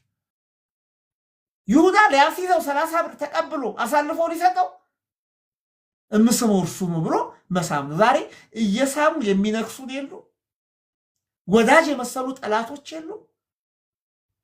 ከወዳጅ ጠላት ይሰውራችሁ የሚሉት አባቶች፣ የወዳጅ ጠላት በጣም መጥፎ ነው። ሌላው ጠላትማ ፊት ለፊት ነው ያለው። የወዳጅ ጠላት በጣም መጥፎ ነው ወገኖች። ለዚህ ነው ከወዳጅ ጠላት ይሰውራችሁ ይባላል። እግዚአብሔር ከዚህ ይሰውረን፣ እግዚአብሔር ከዚህ ይሰውረን እና ግብዝነት በሌለበት ይልና ቅዱስ ጴጥሮስ ለወንድማማች መዋደድ ነፍሳችሁን አንጽታችሁ እርስ በርሳችሁ አለና ከልባችሁ አጥብቃችሁ ተዋደዱዋል። ከልባችሁ አጥብቃችሁ ተዋደዱዋል። ስለዚህ ሁለተኛው ፍቅር እኛ ኦርቶዶክሳውያን ክርስቲያኖች እርስ በርስ ያለን ነው። እኔ በጣም የሚያሳስበኝ በጣም የሚያስጨንቀኝ በጣም ቤተክርስቲያን ሁሉ ነገር አላት፣ ሙሉ ናት፣ ስንዱ ናት። እውነቴን ነው የምላችሁ። የጎደለን ነገር ቢኖር የእርስ በርስ መዋደድ። እኔ በጣም አለቅሳለሁ ሲካሰስ ሰው፣ በጣም አዝናለሁ። ለምን? መጽሐፋችን የሚለን ከልባችሁ አጥብቃችሁ ተዋደዱ ነው። እንደውም የሚገርማችሁ ገላትያ ላይ ቅዱስ ጳውሎስ በጣም ይገርመኛል። ገላትያ 6:2 እንደው ከአሁኑ ዘመን ክርስትና ጋር እስቲ ይሄን ጥቅስ አሁን ማንብላችሁን ጥቅስ እስቲ አሰላስሉት። የእግዚአብሔርን ቃል አሰላስሉ። በጣም ጥሩ ነው ማሰላሰል። ምን ይላል ገላትያ 6:2? ከእናንተ እያንዳንዱ ይኸውላችሁ፣ ከእናንተ እያንዳንዱ የአንዱን ሸክም ይሸከም። አይገርማችሁ? እያንዳንዱ እናንተ ኦርቶዶክሳውያን ከእናንተ እያንዳንዱ የአንዱን ሸክም ይሸከም ይላል። አሁን አንዱ የአንዱን ሸክም የሚሸከምበት ዘመን ነው። እያንዳንዱ የአንዱን ሸክም ይሸከም። የወንድሙን፣ የእህቱን፣ የወንድሟን፣ የእህቷን ሸክም ትሸከም ይላል። አያችሁ፣ ፍቅር ማለቴ ነው። ክርስቶስ የእኛን ኃጢአት አይደል የተሸከመው? በሸላቶቹ ፊት ዝም እንደሚል በግ ዝም ብሎ አፉን አልከፈተም አይደል የሚለው? ዝም ብሎ ለምን? የእኛን ኃጢአት ተሸከመ። አያችሁ፣ የእኛን ኃጢአት ተሸከመ። ፍቅር ይሄ ነው። ታዲያ እኛ ጥሩዎች ሆነን ነው የእኛን ኃጢአት ክርስቶስ የተሸከመው? እኛ መልካሞች ሆነን ነው? ጠላቶቹ ሳለን አይደል የሚለው ቅዱስ ጳውሎስ? ጠላቶቹ ፍቅር ይሄን ፍቅር ይሄን ፍጹም ፍቅር የምንለው ይሄንን ነው። ጠላትህን መውደድ፣ ቢራብ አብላው፣ ቢጠማ አጠጣው ነው የሚለው እግዚአብሔር ቃል። አንዱ የአንዱን ሸክም ይሸከም ነው የሚለው። ይህን ነገር በጣም አብዝተን ልናስብበት ይገባል። በሰንበት ትምህርት ቤት፣ በካህናት መካከል፣ በዘማሪያን፣ በሰባኪያን፣ በሊቃነ ጳጳሳት፣ በመነኮሳት፣ በቀሳውስት፣ በዲያቆናት፣ በአንባቢያን አጥብቃችሁ ተዋደዱ። አንዱ የአንዱን ሸክም ይሸከም ነው። አንዱ የአንዱን ሸክም ይሸከም ነው። ፍጹም ፍቅር ማለት ወገኖቼ ይሄ ነው። ላጠቃልላቸው። በተለይ ዮሐንስ ስለ ፍቅር ይጽፋል። አንደኛ ዮሐንስ ምዕራፍ 3 ቁጥር 22 ላይ ትእዛዛቱን የምንጠብቅ በፊቱ ደስ የሚያሰኘውን የምናደርግ ስለሆነ የምንለምነውን ሁሉ ከእርሱ እናገኛለን። ትእዛዚቱም ይህች ናት፣ በልጁ በኢየሱስ ክርስቶስም እናምን ዘንድ ትእዛዝንም እንደሰጠን እርስ በርሳችን ተመልከቱ፣ እርስ በርሳችን እንዋደድ ዘንድ። አያችሁ፣ እርስ በርሳችን እንዋደድ ዘንድ ነው። ስለዚህ የመንፈስ ቅዱስ ስጦታ አንዱና ዋናው ፍቅር ነው። ቅዱስ ጳውሎስ ስለ ፍቅር ባህሪያት ሲናገር አንደኛ ቆሮንቶስ ምዕራፍ 13 ላይ ልውሰዳችሁ፣ እሱ መጠቅለያችን ይሆናል። አንደኛ ቆሮንቶስ ምዕራፍ 13 አንደኛ ቆሮንቶስ ምዕራፍ 13 ላይ የፍቅር ባህሪያት አሉ። አንደኛው ፍቅር አይበሳጭም ይላል አይደለ? ፍቅር አይበሳጭም። አዎ ፍቅር አይበሳጭም፣ አይቆጣም ይላል። ፍቅር አይበሳጭም። ሁለተኛ ፍቅር በደልን አይቆጥርም ይላል። አይገርም? ፍቅር በደልን አይቆጥርም። እኛ በደል እንቆጥራለን። ኢቭን ይቅር ብለን እንኳን አረሳሁትም እኮ ያን ያረግሽኝን ያን ያረግከኝን አትሉም? ይቅር ብየዋለሁ ግን ትላላችሁ። ግን ጥሩ ቃል አይደለች። የእግዚአብሔር ፍቅር አይገርማችሁም? ይህን ነገር ታውቃላችሁ ወይ? ንስሐ አባቶቻችሁ ነግሯቸው ይሁን አላውቅም። ሰረቃችሁ፣ ዋሻችሁ፣ እግዚአብሔርን የሚያስቀይም ነገር አደረጋችሁ፣ ንስሐ ገባችሁ። ካህኑም ኃጢአትን የማይሰራ እግዚአብሔር ይፍታሽ አለሽ። ከዛ በኋላ ያን ኃጢአት እግዚአብሔር ያውቀዋል ያስበዋል ብላችሁ ታስባላችሁ? እግዚአብሔር በባህሪው የሚገርማችሁ አንዴ ይቅር ያለውን አያስበውም። ለዚህ ነው እግዚአብሔር ፍቅር ነው የምንለው። ሰው ይቅርታ ተጠያይቃችሁ፣ ክርስቲያን አይደላችሁ፣ ቆራቢ አይደላችሁ፣ ተባብለን ይቅርታ ተጠያይቀን እንግዲህ ይቅር ብየዋለሁ ግን ያረገኝን ትላላችሁ። አይ ይሄ ፍጹም ፍቅር አይደለም። ልክ እንደ እግዚአብሔር። ምክንያቱም ቅዱስ ጳውሎስ ምንድን ነው የሚለው በቆሮንቶስ መልእክቱ? ፍቅር በደልን አይቆጥርም ነው የሚለው። በቃ ከተውኩት ተውኩት ነው። እግዚአብሔር ለእኔና ለእናንተ እንደዚህ ነው። እንደ ደግ አስተማሪ፣ ጥሩ አስተማሪ ይባላል። የተማሪዎቹን ስህተት በእርሳስ ይጽፈዋል። መጥፎ አስተማሪ በስክሪፕቶ ይጽፈዋል። ልዩነቱ ምንድን ነው? በስክሪፕቶ የተጻፈው አይለቅም። በእርሳስ የጻፈው ሰው ግን ላጲሱን ወደኋላ ገልብጦ ያጠፈዋል። እግዚአብሔር እንዲህ ነው። ከጠፋ በኋላ በላጲሱ በቃ አታገኝ የለም። እግዚአብሔር ቸር ነው። አቤት እግዚአብሔር መሃል ሁላችን የቆምነው በቸርነቱ ነው። ትላንትን ቢያስብብን መቆም አንችልም። አያችሁ። ስለዚህ እግዚአብሔር ስንናዘዝ ኃጢአታችንን ሰርተክ ነበር አድርገህ ነበር አላውቀውም ነው የሚለን።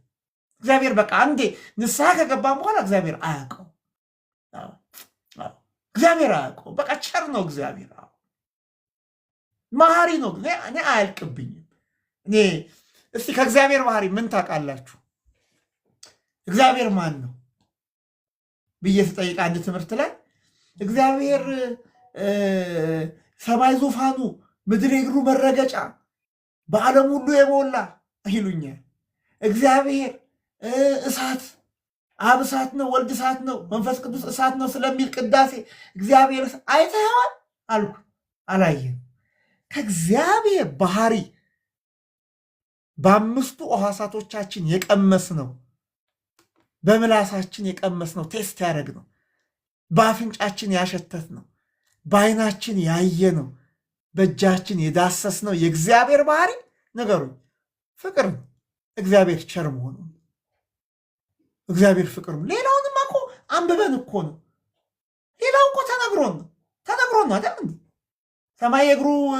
ሰማይ ዙፋኑ ምድር የእግሩ መረገጫ አላየንም መጽሐፍ ስለሚለን።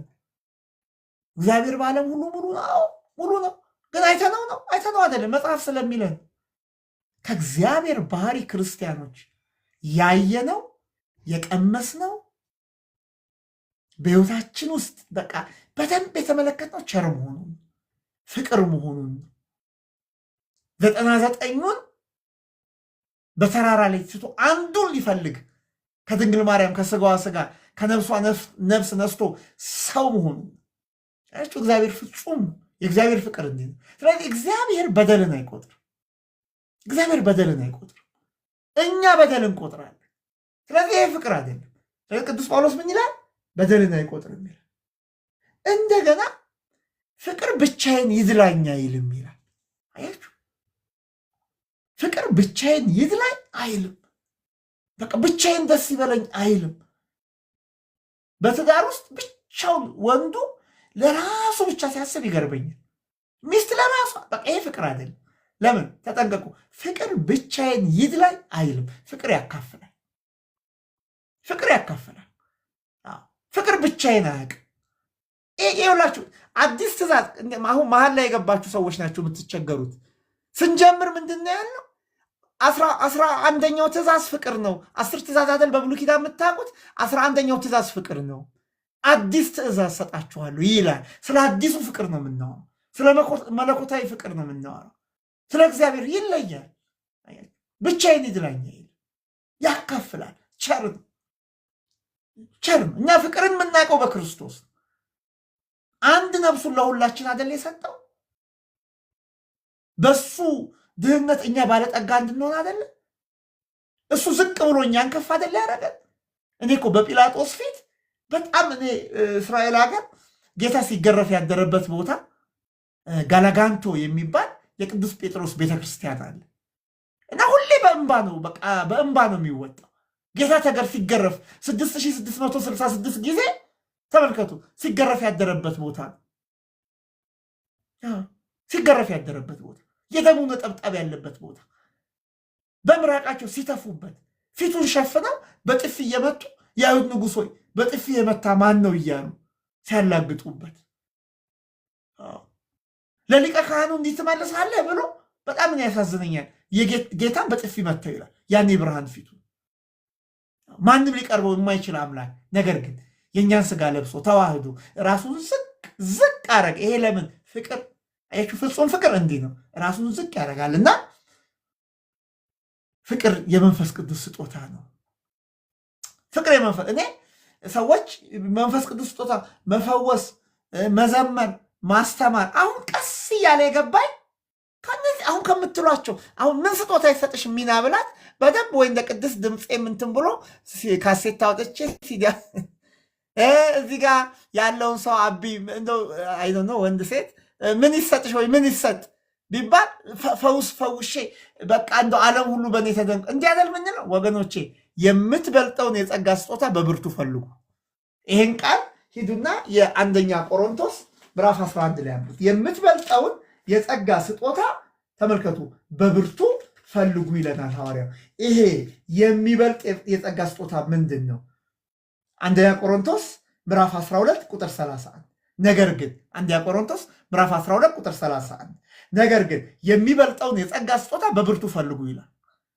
ምንድን ነው የጸጋ ስጦታ? በልሳን መናገር፣ በቋንቋ መናገር፣ ፈውስ፣ ማስተማር፣ መዘመር። እስቲ ንገሩኝ። እስቲ ምንድን ነው ትልቁ የጸጋ ስጦታ ምንድን ነው? መጽሐፍ ቅዱሳችን እንደሚል ታውቃላችሁ፣ ትልቁ የጸጋ ስጦታ ፍቅር ነው።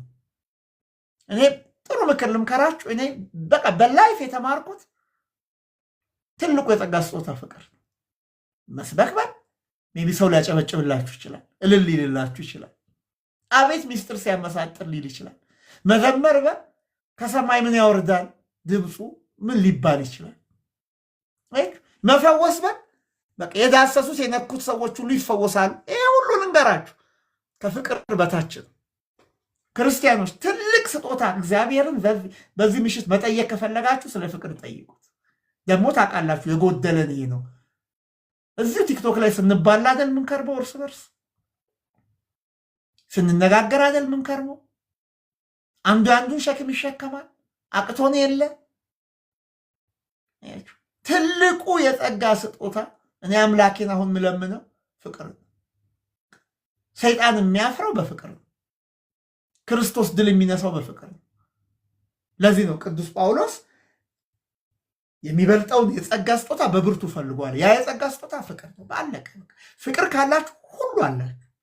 ፍቅር ካላችሁ ሁሉ አላችሁ። ለዚህ ነው በሰዎችና በመላእክት ልሳን ብናገር ፍቅር ግን ከሌለኝ እንደሚጮህ ናስ ወይም እንደሚንሿሿህ ጽናጽል ሆኛለሁ። ትንቢት ቢኖረኝ ይኸውላችሁ ስሙ፣ ትንቢት ቢኖረኝ ሚስጥርንም ሁሉ እውቀትንም ሁሉ ባውቅ ተራሮችን እስካፈልስ ድረስ እምነት ሁሉ ቢኖረኝ ፍቅር ግን ከሌለኝ ከንቱ ነኝ። ድሆችን ልመግብ ያለኝን ሁሉ ባካፍል ስጋዬን ለእሳት መቃጠል አሳልፌ ብሰጥ ፍቅር ግን ከሌለኝ ምንም አይጠቅመኝም። ምንም አይጠቅመኝም። በቃ አይገር ምንም አይጠቅመኝም። በቃ የፈለገ ጸጋ ይኑር፣ የፈለገ ጸጋ ይኑር፣ የፈለገ ጸጋ ፍቅር ከሌለ ከንቱ ነው በእውነት። ይሄ ቃሉ ስለሚል አይደለም፣ ኖራችሁ የምትረዱት እውነት ይሄ እውነት ነው። እኔ የፈለገ እውቀት ይኑር፣ የፈለገ ድምፅ ይኑር፣ የፈለገ ቀዳሹን፣ የፈለገ ማህሌታዊውን፣ የአራት ጉባኤ መምህር ይሁን፣ መጀመሪያ የምገምተው በእውቀቱ ልክ አይደለም። ያ ሰው ለፍቅር ያለውን ቦታ ነው። የሌላውን ሰው ሸክም መሸከም ይችላል ወይ የሚለው ነገር። ስለዚህ ፍቅር ብቻዬን ይድላኝ አይልም። አዎ ይታገሳል፣ ቸርነት ያደርጋል። ደግሞ የሚገርማችሁ ፍቅር አይቀናም። ፍቅር አይቀናም። ብዙ በትዳር ውስጥ ያሉ ሰዎች ባላቸው ካልቀና የሚደብራቸው ሚስቶች አሉ አይደል? ፍቅር አይቀናም በፍጹም። ከቀና ፍቅር አለ፣ ፍቅር አያውቅም። ስለሚወድሽ ነው የሚቀናው ካሉሽ መጽሐፍ ቅዱስ ይሄን አይልም። ፍቅር አይቀናም። በፍቅር ውስጥ ቅናት የለም። ፍቅር ያምናል፣ በቃ ሁሉን ያምናል። ፍቅር ሁሉን ያምናል ወገኖች። ፍቅር በኮንዲሽናል አንኮንዲሽናል ነው። የሆነ ክራይቴሪያ ፈልጎ አይደለም የሚወደው። ሲወድ ራሱ እንደዛ አይደለም። ስለዚህ በፍቅር ውስጥ የሚገርማችሁ ቅናት የሚባል ነገር የለም። ከዛ ደግሞ ፍቅር አይመካም አይደል? ፍቅር አይመካም። ትምክት አያውቅም፣ አይመካም። በቃ ቢኖረው ቢማር ባለስልጣን ቢሆን የመንፈስ ቅዱስ ፍሬ ፍቅር በውስጡ ካለ ፍቅር ተመልከቱ፣ አይመካም፣ አይታበይም፣ የማይገባውን አያደርግም፣ የራሱንም አይፈልግም። ተመልከቱ፣ አይበሳጭም፣ በደልን አይቆጥርም፣ ከእውነት ጋር ደስ ይለዋል እንጂ በአመፃ ደስ አይለውም። ሁሉን ይታገሳል፣ ሁሉን ያምናል፣ ሁሉን ተስፋ ያደርጋል፣ በሁሉ ይጸናል ቅዱስ ጳውሎስ። ስለዚህ ፍቅር ለዘውትር አይወድቅም። ፍቅር ለዘውትር አይወድቅም። ስለዚህ የዛሬው ትምህርታችን ከመንፈስ ቅዱስ ፍሬዎች አንዱ ፍቅርን ያነሳል። በጣም የጎደለን ነገር ነው። በጣም የጎደለን ነገር ነው። ፍቅርን ያነሳል። ፍቅር እግዚአብሔር አምላካችንን በፍጹም ኃይል፣ በፍጹም ልብ፣ በፍጹም ነፍሳችን መውደድ በቃ ለድርድር አይቀርብም። እግዚአብሔርን መውደድ፣ ክርስቶስን መውደድ ሁለተኛ ጉዳያችን አይደለም። በምድር ላይ አንደኛ ጉዳያችን። እሱ በወደደን መጠን እንወደዋለን።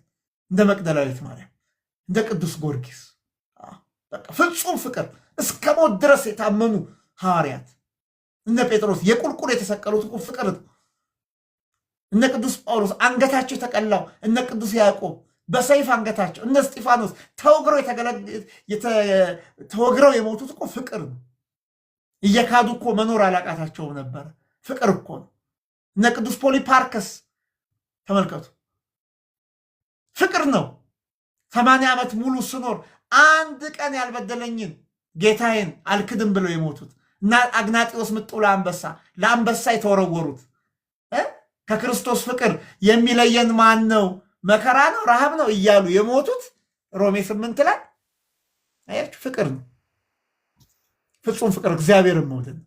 ሁለተኛው ግን በክርስቲያኖች መካከል ያለ መቻቻል፣ መዋደድ፣ አንዱ የአንዱን ሸክም መሸከም። ይህ ደግሞ ሌላ ትልቅ ፍቅር ነው። ጠላቶቻችንን መውደድ። ክርስቶስ እኛ ጠላቶቹ ሳለን እንደወደደን እኛ የበደሉንን ይቅር ማለት፣ የበደሉንን ሰዎች መውደድ። ወርቃማውን ጥቅስ ጋብዛቸዋለሁ፣ ሮሜ ላይ ያለው ጠላት ቢራባ ብለው ቢጠማ ጠጣው እያለ ቅዱስ ጳውሎስ ይናገራል። ስለዚህ ይሄ የመንፈስ ቅዱስ ስጦታ ነው።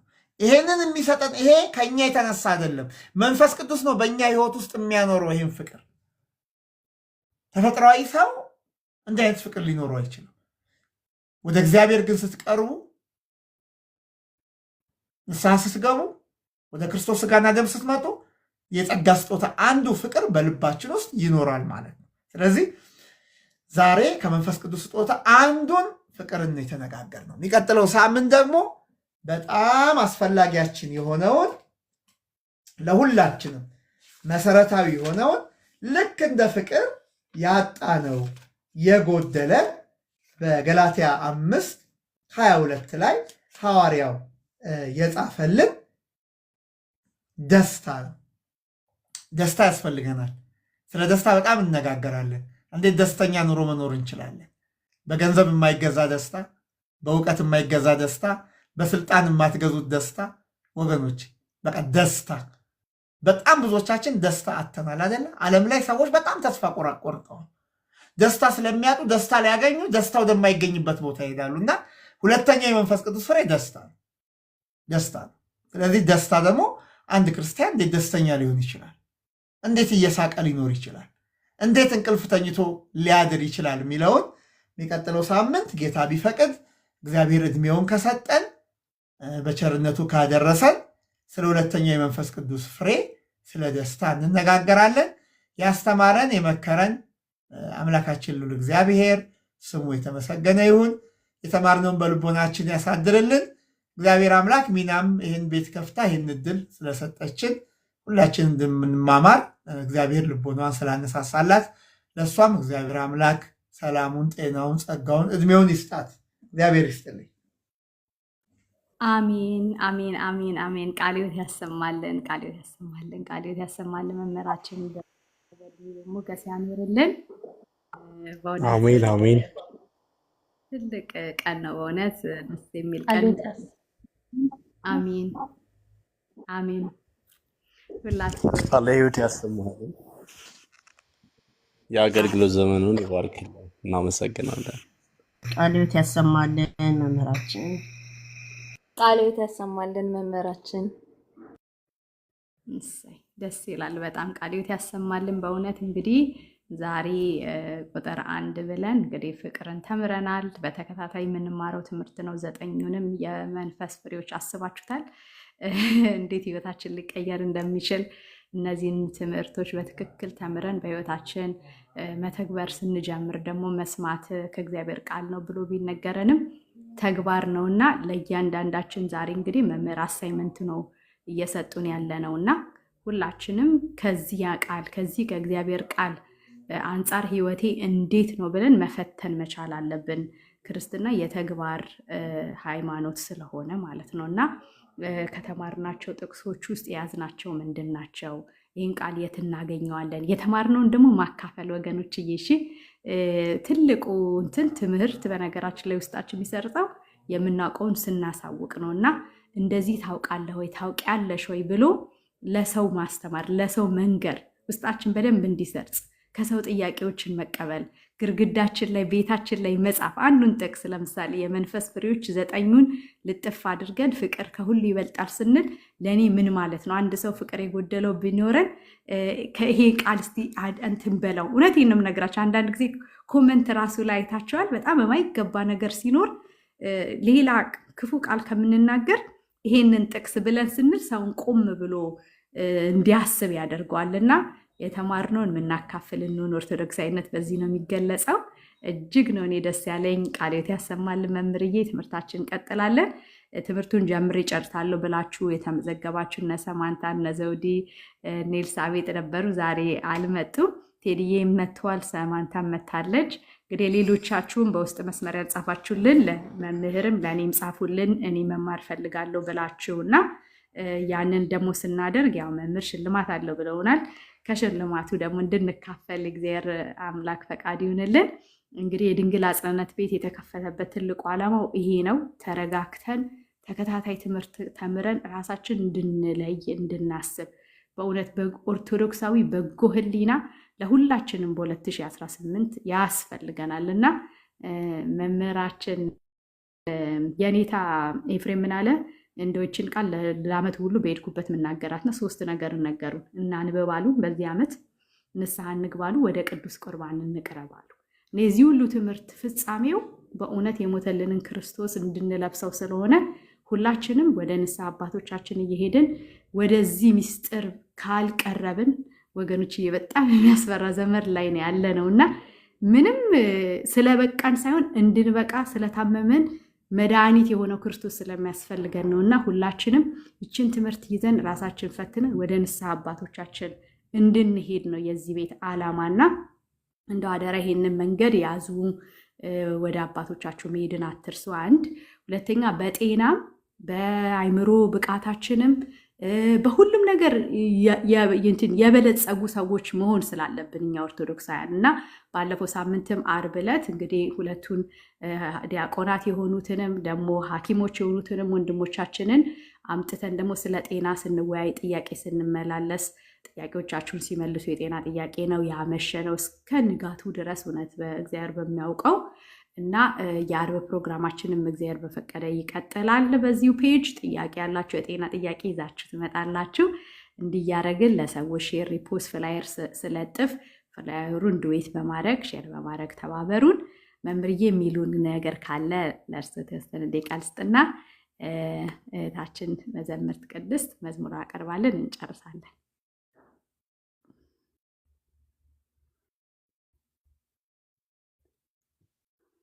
እኔንም ሚና የሚጨምሩት መልእክት አለ? አይ ምንም ጨምሮ የለም። ሽልማቱን ላሳያቸው። ከእስራኤል ሀገር ያመጣሁት በደንብ ተምሮ መጨረሻ ላይ ጥያቄ ለመለሰ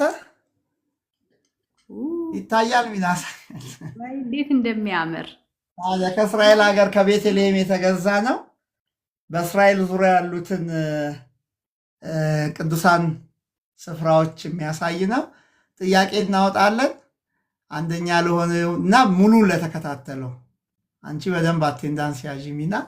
ከዛ ሌላ ሁለት ደግሞ ከቅድስት ሀገር የመጣ ሽልማት እናዘጋጃለን። ይሄ ንጹህ ያልተሰቀለ ነው። እሺ ደስማ አያችሁ አይደለ?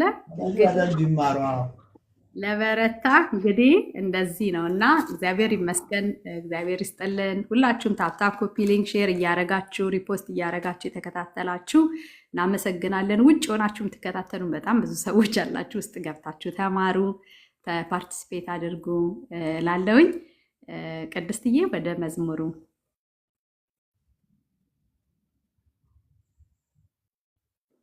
እሺ መምህራችን መምህር ያሬድ ከረጅም ጊዜ በኋላ ነው ቁጭ ብዬ የተማርኩት። ከተማ ገጠር በመላው ዓለም ዞረው የሰበኩት ስብከት ዛሬ ድረስ አለ። በጣም ደስ ብሎኛል። ቃለ ሕይወት ያሰማልን፣ ረጅም ዕድሜ ይስጥልን። ያኖራል ጌታዬ ያኖራል እያልን አብረን እንዘምራለን። ያኖራል ጌታዬ ያኖራል፣ እንዲህም ይሰራል እንዲህም ያደርጋል። የእግዚአብሔር ችሎታ መቼ ይመረመራል? የአምላኬ ችሎታ መቼ ይመረመራል? እግዚአብሔር ያኖራል ያኖራል ጌታዬ ያኖራል፣ እንዲህም ይሰራል እንዲህም ያደርጋል። የእግዚአብሔር ችሎታ መቼ ይመረመራል? የአምላኬ ችሎታ መቼ ይመረመራል? እግዚአብሔር ያኖራል። ለክፉ ለደጉ ፀሐይን ያወጣል፣ የጨለመበትን ሕይወት ይለውጣል። ይሆናል መጠጊያ ይሆናል ማደሪያ፣ መንገድ ለጠፋው ሰው መልካም መሰማሪያ። አቤት ድንቁ ታምራቱ፣ ታበጃለች ቤትን ጣቱ። እርሱ ስራ የሱ ነገር መቼ ያልቃል ቢመረመር። አቤት ድንቁ ታምራቱ፣ ታበጃለች ቤትን ጣቱ። እርሱ ስራ የሱ ነገር መቼ ያልቃል ቢመረመር። ያኖራል ጌታዬ ያኖራል፣ እንዲህም ይሰራል እንዲህም ያደርጋል። የእግዚአብሔር ችሎታ መቼ ይመረመራል? የአምላኬ ችሎታ መቼ ይመረመራል? እግዚአብሔር ያኖራል። የተዘጋውን በር ይከፍታል በቃሉ። እርሱ ያለላችሁ አብቅቷል አትበሉ። በእናንተ ድንቅ አድርጎ ጠላት ያያል ገና። በእጁ የያዛችሁ ኤልሻዳይ ነውና። አቤት ድንቁ ታምራቱ ታበጃለች ቤትን ጣቱ። እርሱ ስራ የሱ ነገር መቼ ያልቃል ቢመረመር። አቤት ድንቁ ታምራቱ ታበጃለች ቤትን ጣቱ። እርሱ ስራ የሱ ነገር መቼ ያልቃል ቢመረመር። ያኖራል ጌታዬ ያኖራል፣ እንዲህም ይሰራል እንዲህም ያደርጋል። የአምላኬ ችሎታ መቼ ይመረመራል? የአባቴ ችሎታ መቼ ይመረመራል? እግዚአብሔር ያኖራል። የጎላ አጥንት ወስዶ ትዳርን ያበጃል። የቤትን መግቦት እኛ ያዘጋጃል። የወገብን ፍሬ ያበዛል በቤት እያከናወነ የሰውን ጥረት። አቤት ድንቁ ታምራቱ ታበጃለች ቤትን ጣቱ። እርሱ ስራ የሱ ነገር መቼ ያልቃል ቢመረመር። ያኖራል ጌታዬ ያኖራል፣ እንዲህም ይሰራል እንዲህም ያደርጋል። የአምላኬ ችሎታ መቼ ይመረመራል? የእግዚአብሔር ችሎታ መቼ ይመረመራል? እግዚአብሔር ያኖራል። ከንቱ እንዳይመስላችሁ ከእርሱ ጋር መኖር፣ ጉብዝናን ማንበርከክ ከመስቀሉ ስር። ዘላለም የእርሱ ነው ከሞትም በኋላ፣ የለም መጠጊያችን እኛ ከእርሱ ሌላ። አቤት ድንቁ ታምራቱ ታበጃለች ቤትን ጣቱ። እርሱ ስራ የሱ ነገር መቼ ያልቃል ቢመረመር። ያኖራል ጌታዬ ያኖራል፣ እንዲህም ይሰራል እንዲህም ያደርጋል። የእግዚአብሔር ችሎታ መቼ ይመረመራል? የአምላኬ ችሎታ መቼ ይመረመራል? እግዚአብሔር ያኖራል። በቸርነት ያኖረን ስሙ የተመሰገነ። ሁሉም ነገር ሆነ በግሸን ማርያም፣ በደብረ ከርቤ በግሸን ማርያም። በእግዚአብሔር ፈቃድ በእግዚአብሔር ፈቃድ ሁሉም ነገር ሆነ ሁሉም ነገር ሆነ በግሸን ማርያም፣ በደብረ ከርቤ በግሸን ማርያም። በእግዚአብሔር ፈቃድ በእግዚአብሔር ፈቃድ ሁሉም ነገር ሆነ። መስቀሌን በመስቀል በግሸን ማርያም እንዳለ በቃሉ በግሸን ማርያም። በግሸን አደረ በግሸን ማርያም፣ ግማደ መስቀሉ በግሸን ማርያም። ክርስቲያኖች ሁሉ በግሸን ማርያም እንጓዝ ከደጇ በግሸን ማርያም። ትገኛለችና በግሸን ማርያም ድንግል ከነ ልጇ በግሸን ማርያም። ሁሉም ነገር ሆነ በግሸን ማርያም፣ በደብረ ከርቤ በግሸን ማርያም።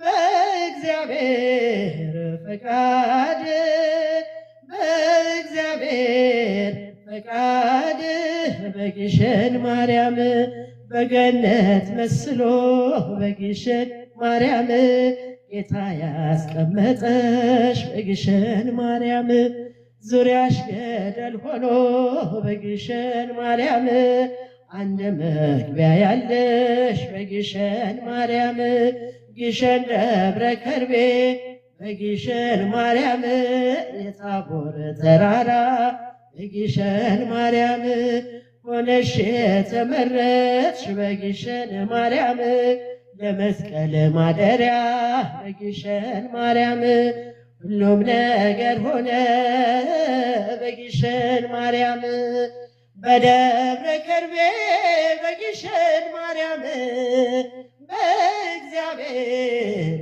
ፈቃድ በእግዚአብሔር ፈቃድ ሁሉም ነገር ሆነ። እንማጸናለን በግሸን ማርያም ከደጅሽ ላይ ሆነ በግሸን ማርያም ባንቺ አማላጅነት በግሸን ማርያም ጌታ እንዲምረን በግሸን ማርያም ሁሉም ነገር ሆነ በግሸን ማርያም በደብረ ከርቤ በግሸን ማርያም በእግዚአብሔር ፈቃድ በእግዚአብሔር ፈቃድ ሁሉም ነገር ሆነ ሁሉም ነገር ሆነ በግሸን ማርያም በደብረ ከርቤ በግሸን ማርያም